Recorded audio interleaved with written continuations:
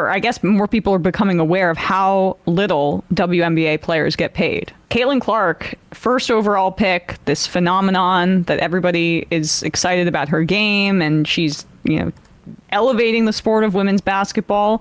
There are legitimate critiques about why she gets such outsized coverage because of a racist media, and a lot Barstool guys are willing to talk about it. Yeah, why the Barstool guys are more willing to talk, be super fans of this, a white girl, right? And I that's all legitimate, but I think that's so separate from who she is. And she doesn't play into that at all. She does not. She's awesome. I mean, and a great role model and an incredible shooter. And you could just see how she looks different out there in college.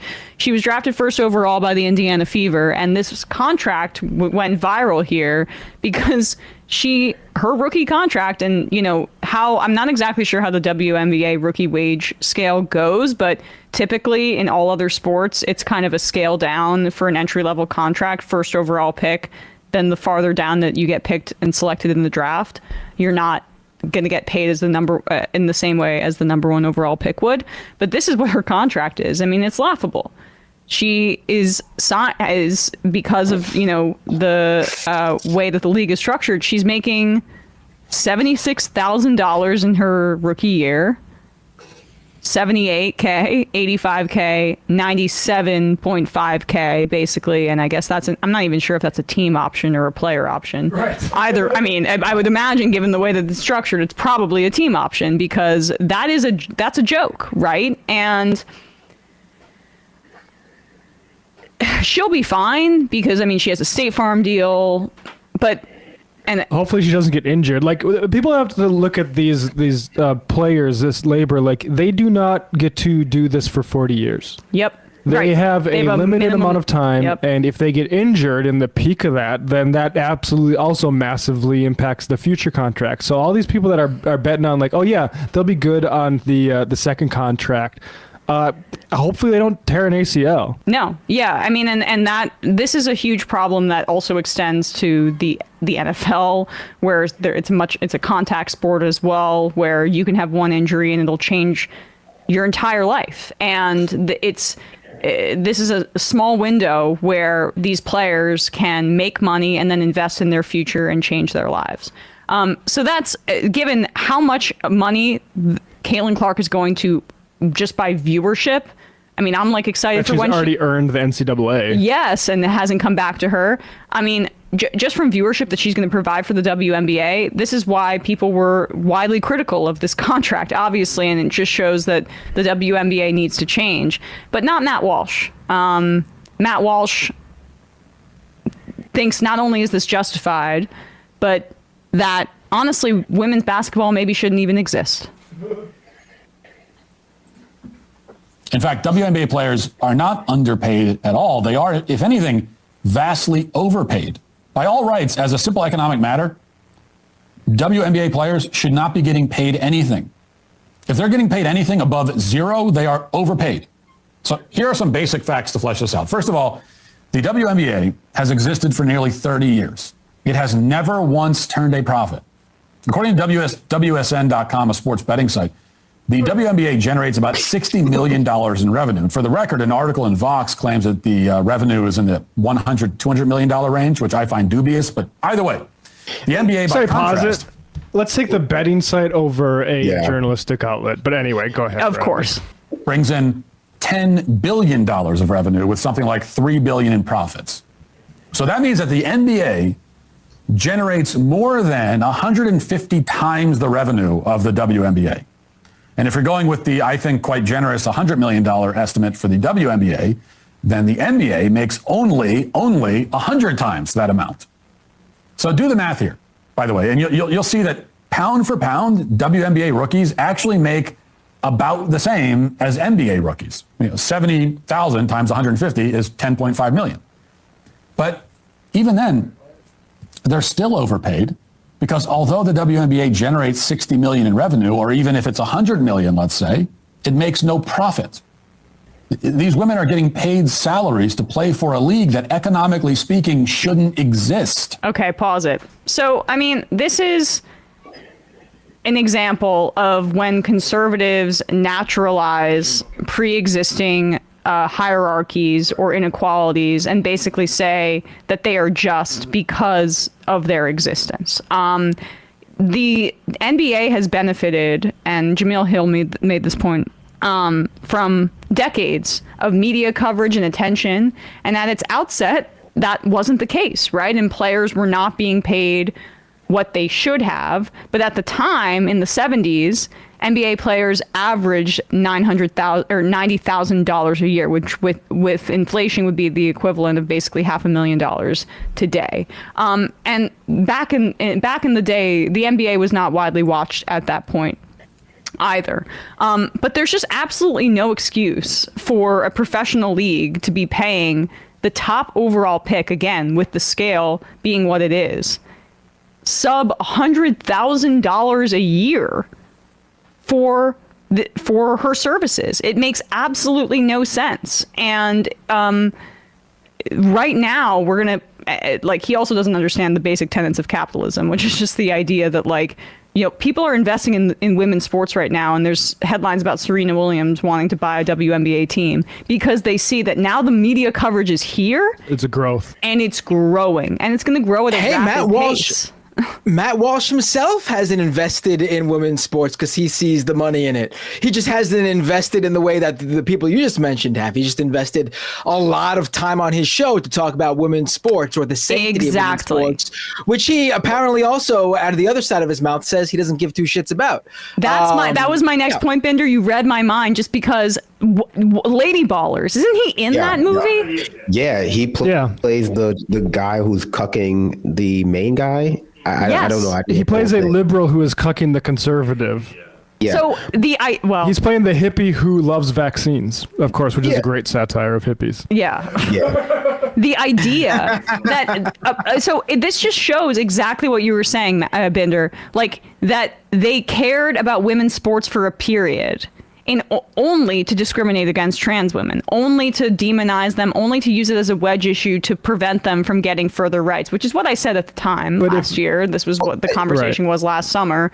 But now that women's sports are actually showing that they have value in terms of, like, for capitalists, basically, he's saying that it doesn't matter. Literally, the business press is saying this is the growth market. This is where all the growth is at. And it's crazy. Like, the NBA Players Association had to negotiate for their players to be allowed to invest in WNBA stuff. Think of how ridiculous that kind of controlling thing is. And so, like, this is going to grow. I would rather have stock in the WNBA now, because I don't know if the NBA is at its reached its maximum saturation point.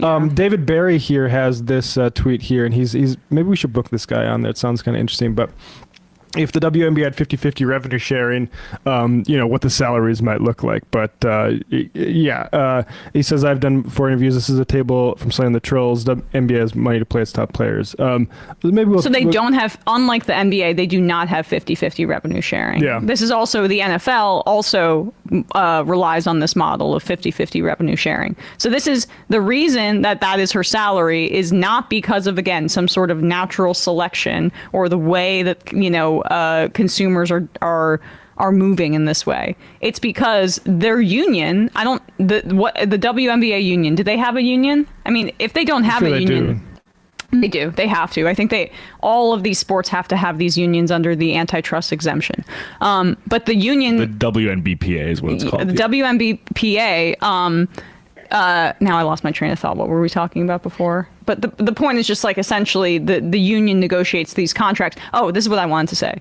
They probably perceived that they had very little power, given the fact that there wasn't much coverage of the WNBA at that time. So they negotiated these contracts that are exploitative and less than the 50% revenue sharing model that you would see in other sports. First of all, none of these players' associations really exercise their power to the extent they should, particularly for people on the lower end. Like, it's one thing for the top end to be screwed, and that's what actually gets people pissed off. But you have to realize that all these leagues are built on breaking the bodies of people who are at the more replacement level of professional athlete, and they're always on the knife edge. And if you are at the minor league level in any sports, you are struggling to get by. Yep. Yeah, I mean, just to go back to your point about lady ballers and Matt Walsh and that whole thing, I think as trans women have been saying since the beginning that, all of this right-wing attack on trans women has always been a thinly veiled way of making the misogyny that's already present in their circles slightly more palatable to a wider audience. Like, these people clearly do not like women. They don't, and how could they ever care about the sanctity of their sports? And there's not a women's basketball player in Lady Ballers. There isn't. There's not a single one. And but the very premise that a bunch of guys like Matt Walsh or people who work for the Daily Wire would be able to beat semi or even amateur women's basketball players who play semi regularly at the park together in a pickup league is very ridiculous. I'm sure Matt Walsh thinks he could probably take Caitlin Clark one-on-one in a b-ball game. And so why should she get paid, right? It's just very transparent. I guess I'm just glad I'm always glad when they have a mask off moment like this, where it's women shouldn't even be allowed to play sport professionally. Right. They don't make money. They don't because it goes to show that the people who, the suburban moms, insofar as they exist out there, who align with this anti-trans woman rhetoric because they want to protect their women's, their daughter's ability to get a scholarship to go to Brown for playing lacrosse. The people like Matt Walsh, who they're aligning with, they don't think they should be allowed to do that either. They don't think they should get a scholarship. They don't think there should be a NCAA women's league. They think there should be no vehicle for women to be in any man's space or even parallel segregated adjacent sports spaces that resemble men's spaces because it's just not feminine enough. Well, I mean, it's also she would be showing competitiveness and some sort of drive, and that is antithetical to his conception of what a woman should be doing. She should be barefoot in the kitchen. It makes their ovaries dry up when they're competitive. I mean, I know that's what my ovaries are constantly telling me, to quit it with the sports betting. With the California raisins. It's also very interesting that he brings up WNBA profitability. What's the point? They should be paid nothing. How much are the actors paid on the Daily Wire movies that make nothing while they cost millions to make? How much did Lady Ballers make at the movie theaters, Mr. Walsh? The movie that you acted in, I'm assuming you were paid for. Did Daily Wire, the company, get their money's worth for Lady Ballers in terms of a profit for profit accountability, in terms of the revenue? Did it make back the revenue what it spent on the movie, but also turn a profit? I don't think so. I highly doubt it. That's a good point, Bender. Which investment is going to perform better over the next 5 to 10 years? Is it going to be conservative film industry or women's basketball? I know which I would put my money on. Totally. Look, if these women wanted to have a legitimate career, they should get a billionaire sugar daddy, right-wing podcasters. Do we have any more of this, or is that basically the extent? Oh, we'll see. Just 20 more seconds. And then per pound, WNBA rookies actually make about the same as NBA rookies. 70,000 times 150 is 10.5 million. But even then, they're still overpaid, because although the WNBA generates 60 million in revenue, or even if it's 100 million, let's say, it makes no profit. These women are getting paid salaries to play for a league. All right, pause it for a second. So has he called for the abolition of the app Uber? Because I don't know for how long, but Uber did not turn a profit for many, many years, despite major capital investment, and despite the fact that they do not pay their drivers a living wage. Has he been calling for that? Because there are plenty of these tech startup companies that do not turn a profit for quite a while before they kind of explode onto the scene, as is about to happen due to this new interest in the WNBA. This is exactly the model of a lot of these tech companies. How far back do you think we have to go for this to be true, Emma? 22 of 30 teams were losing money, and the average operating income per team set at $6 million. But for the NBA? For the NBA, when 22 of 30 teams were losing money. I'm going to say 1989. That was 2011. What? Yep. Really? Past the Michael Jordan, and we're in the middle of the LeBron James era. These teams are losing money? So 22 of the 30 teams shouldn't have existed in 2011, I guess, is the logic. We should abolish men's sports. I guess just skip right to the playoffs. Yeah. Whatever. This guy's such a clown. We got the gist. We got the gist of this guy. All right, let's read some IMs and then we will get out of here. How's that sound, folks? Yeah, sounds good. It's your birthday. Literally Yes. half the playoff teams in 2011 were not profitable. Well, I was enjoying myself, so I forgot what time it was, but I guess we are past 2:30. Do an extra hour for your birthday? No. Nicola Dimitri says, happy birthday, Emma. I just wanted to say I've been following you since the TYT interviewing MAGA days. It's been so neat to watch your talents grow and see you get more radicalized as I have. Solidarity forever. Thank you very much. I forgot about that. Emma was doing good work back in those days. That was not my favorite thing to do, to be honest with you. I was just about to ask, do you miss the in the field reporter days, Emma? I miss certain aspects. Like, I mean, I really liked getting to travel the country and see different parts of the country that I wouldn't have normally gone to. Bismarck? Bismarck, yeah. I mean, I was in North Dakota way too much. I was there because somebody, anyway.